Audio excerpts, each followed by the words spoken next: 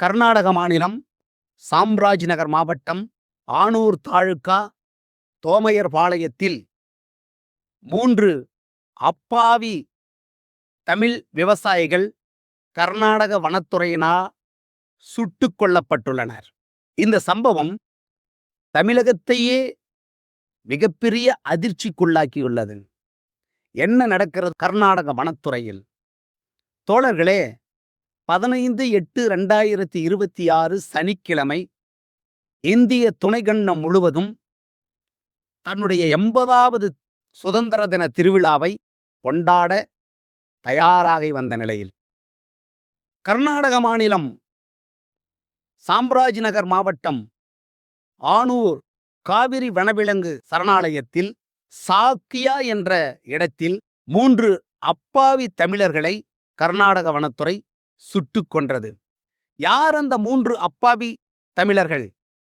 அவர்கள் பல ஆண்டுகளாக தமிழ்நாட்டைச் சேர்ந்தவர்கள். அந்த ஆனூர் தாலுகாவில் விவசாயம் செய்து பிழைத்து வருகிறார்கள். ஆடு மாடுகளை மேய்த்து பிழைத்து வருகிறார்கள். அப்படி ஆடு மாடுகளை மேய்த்து பிழைத்து வந்த அந்த தோமையர் பாளையத்தைச் சேர்ந்த விவசாயி அந்தோணிசாமி, விவசாயி ஜான் ரோஸ் பீட்டர், விவசாயி லகக்குமார் உள்ளிட்ட 3 தமிழர் விவசாயிகளை கர்நாடக வனத்துறை சுட்டு வீழ்த்தியது. அதில் ஒருவர் மகிமைதாஸ் என்கிற விவசாயி படுகாயமடைந்து மைசூரு மருத்துவக் கல்லூரி மருத்துவமனையில் அனுமதிக்கப்பட்டு சிகிச்சை பெற்று வந்த நிலையில் அவர் அளித்த வாக்கு மூலம்தான் கர்நாடக வனத்துறையின் வக்கிரக புத்தியை, அராஜக போக்கை படம் பிடித்து காட்டியிருக்கிறது. 16/8/2026 ஞாயிற்றுக்கிழமை ஆனூர் அம்பேத்கர் சதுக்கத்தில் இறந்து போன 3 விவசாயிகளின் குடும்பத்தினர், விவசாயிகள், கிறித்துவ அருட்தந்தையர்கள், ஆனூர் கொள்ளைகால் பகுதியைச் சேர்ந்த பொதுமக்கள் என 5000த்திற்கும் மேற்பட்டவர்கள் கலந்து கொண்டு கர்நாடக வனத்துறையினரை கண்டித்து மிகப்பெரிய போராட்டத்தில் ஈடுபட்டிருந்தனர். அந்தோணிசாமியின் மனைவி லூர்து மேரி அளித்த புகாரின் பேரில் வனத்துறையை சேர்ந்த சிவராஜ், சேகரையா,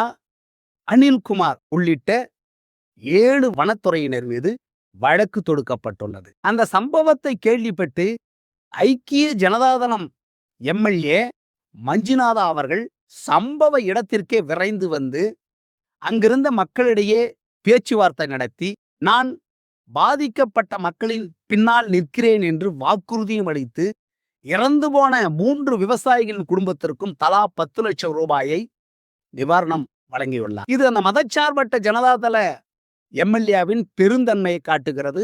அவரை நாம் மனதார பாராட்டுகிறோம். தோழர்களே, வனத்துறையினர் செய்த படுகொலைகளை மறைப்பதற்காக அந்த 3 விவசாயிகளும் மாடு மேய்க்க வந்த அந்த விவசாயிகளை, மாடுகளை காணவில்லை என்று தேடிச் சென்ற அந்த விவசாயிகளின் கொலைகளை மறைப்பதற்காக அவர்கள் மான் வேட்டையாட வந்தவர்கள் என்று மிகப்பெரிய ஒரு புழுகு முட்டையை அவிழ்த்து விட்டுள்ளார்கள். மேலும் சம்பவம் நடந்த இடத்திலிருந்து ஆனூர் மருத்துவமனை 15 கிலோமீட்டர் தூரத்தில் உள்ளது. சம்பவம் எங்கே நடக்கிறது? ஆனூர் தாலுகா காவிரி வனங்க சரணாலயம் சாக்கியா என்ற இடத்தில் இருந்தும் ஆனூர் மருத்துவமனைக்கும் 15 கிலோமீட்டர் தூரம்தான் உள்ளது. அந்த இறந்து போன உடல்களை அந்த 15 கிலோமீட்டர் தொலைவில் உள்ள ஆனூர் மருத்துவமனைக்கு எடுத்து செல்லாமல் 120 கிலோமீட்டர் தொலைவில் உள்ள மைசூர் மருத்துவக் கல்லூரி மருத்துவமனைக்கு பிரேத பரிசோதனைக்கு எடுத்து சென்றது மிகப்பெரிய சந்தேகத்தை ஏற்படுத்துகிறது. அப்படி அவர்கள் அந்த 120 கிலோமீட்டர் தொலைவிற்கு அந்த 3 பேரின் உடல்களை எடுத்து செல்வதற்கு உத்தரவு பிறப்பித்தது யார்? ஆதாரங்களை அளிக்கும் நோக்கில் வனத்துறையினர் ஈடுபட்டார்களோ என்ற சந்தேகம் அனைத்து தரப்பு மக்களுக்கும் இயல்பாகவே எழுகிறது. வனத்துறையினர் சொல்கின்றனர், அந்த 4 விவசாய பெருங்குடி மக்களும் மாடுகளை தேடி வரவில்லை, மான் இறைச்சிக்காக தான் வந்தார்கள் என்று வனத்துறை மனசாட்சியை விட்டு சொல்கிறது. ஆனால் அந்த ஊர் பொதுமக்களும் அவர்களது குடும்பத்தினரும் சொல்கிறார்கள், 2 நாட்களாக காணாமல் போன மாடுகளை தேடி சென்றார்கள் என்று அந்த ஊர் பொதுமக்கள் பகிரங்கமாக வனத்துறையினர் மீது குற்றம் சாட்டுகிறார்கள். அப்படி என்றால் அந்த இடத்தில் கிடைத்த ஆயுதங்கள், மீட்கப்பட்டதாக கூறப்படும் மான் இறைச்சி, குண்டுகள் மற்றும் தோட்டாக்கள், துப்பாக்கி சூடு நடந்த இடத்தில் கிடந்த தடயங்கள், உடற்கூறு பரிசோதனை அறிக்கை, சம்பவ இடத்தில் அங்கு இருந்தவர்களின் வாக்குமூலங்கள், அப்படி சம்பவம் நடந்த இடத்தில் வனத்துறையினரால் எத்தனை குண்டுகள் பயன்படுத்தப்பட்டன, சம்பவ இடத்தில் இறந்தவர்களின் தடயங்கள் உள்ளனவா, இப்படி அறிவியல் ரீதியாக அனைத்தும் நிரூபிக்கப்பட வேண்டும். துப்பாக்கி சூட்டில் இப்படி அவர்கள் குடும்பத்தினரும் வனத்துறையினரும் அடிக்கும் வாய்மூல குற்றச்சாட்டுக்களை மறுத்துவிட்டு தடவியல் நிபுணர்களின் ஆதாரங்கள் தான் மிக முக்கியமானவை.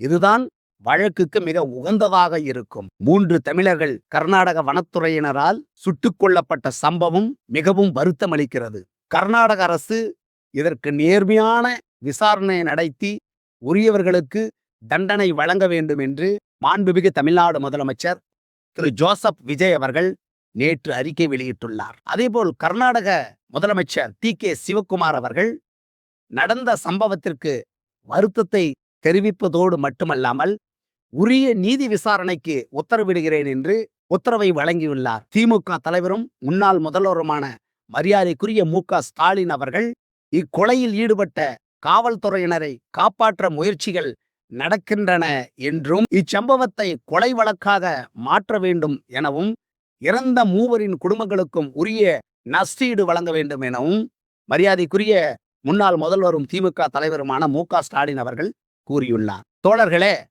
இப்படி வனத்துறையினரால் நடக்கக்கூடிய அத்துணை அட்டூழியங்களையும் ஒரு முடிவுக்கு கொண்டு வர வேண்டும். ஏனென்றால் கர்நாடக மாநிலம் அந்த சாம்ராஜ் நகர் ஆனூர் அந்த வனப்பகுதியிலே ஆண்டாண்டு காலமாக தமிழர்கள் விவசாயம் செய்து வருகிறார்கள், ஆடு மாடுகளை மேய்த்து வருகிறார்கள். அவர்களுடைய வாழ்க்கையே அதை நம்பிதான் ஓடிக்கொண்டிருக்கிறது. அப்படி வாழ்க்கையை ஓடிக்கொண்டிருந்த அந்தோணிசாமி குடும்பத்திற்கும், ஜான் ரோஸ் பீட்டர் குடும்பத்திற்கும், ராசகுமார் குடும்பத்திற்கும் உரிய இழப்பீடு வழங்க வேண்டும். எங்களது இந்திய கம்யூனிஸ்ட் கட்சி மார்க்சிஸ்ட் லெனினிஸ்ட் கட்சியின் சார்பாக நாங்கள் வைக்கும் கோரிக்கை கர்நாடக அரசிற்கு உயிரிழந்த 3 விவசாயிகள், ஆடு மாடுகளை தேடிச் சென்ற விவசாய குடும்பங்களுக்கு தலா 1 கோடி ரூபாய் நிவாரணம் வழங்க வேண்டும். அதேபோல் உயிரிழந்த அந்த 3 பேர் குடும்பங்களிலும் யாருக்காவது ஒருவருக்கு கர்நாடக முதலமைச்சர் டி.கே. சிவக்குமார் அவர்கள் அரசு வேலை வழங்க வேண்டும். அதேபோல் படுகாயமடைந்து மைசூர் மருத்துவக் கல்லூரி மருத்துவமனையிலே சிகிச்சை பெற்று வரும் மகிமைதாஸ் அவர்களுக்கு 50 லட்சம் நிவாரணமும், அவரது குடும்பத்தில் யாருக்காவது ஒருவருக்கு அரசு வேலையும் வழங்க வேண்டும் என்று கர்நாடக அரசையும் கர்நாடக முதலமைச்சரையும் நாங்கள் அன்போடு கேட்டுக்கொள்கிறோம். இப்படி ஒரு சம்பவம் இனிவரும் காலங்களில் தமிழர்களுக்கு ஏற்படக்கூடாது என்று கர்நாடக அரசையும் கர்நாடக வனத்துறையும் எங்கள் கட்சியின் சார்பாக மீண்டும் ஒரு முறை நாங்கள் வற்புறுத்தி கேட்டுக்கொள்கிறோம். இப்படி ஒரு சம்பவம் தமிழகத்தையே அதிர்ச்சிக்குள்ளாக்கி இருக்கிறது, உறைய வைத்திருக்கிறது. சுதந்திர தினம் கொண்டாடும் வேளையிலே இப்படி ஒரு சம்பவம் நடந்திருப்பது உள்ளபடியே தமிழர்களுக்கு மிக மன வருத்தத்தை அளிக்கிறது. ஆகையால் நாங்களும் எங்கள் இந்திய கம்யூனிஸ்ட் கட்சி மார்க்சிஸ்ட் லெனினிஸ்ட் விடுதலையும் அந்த துயரத்திலே, அந்த பாதிக்கப்பட்ட குடும்பத்தினரின் துயரத்திலே நாங்களும் பங்கு கொள்கிறோம்.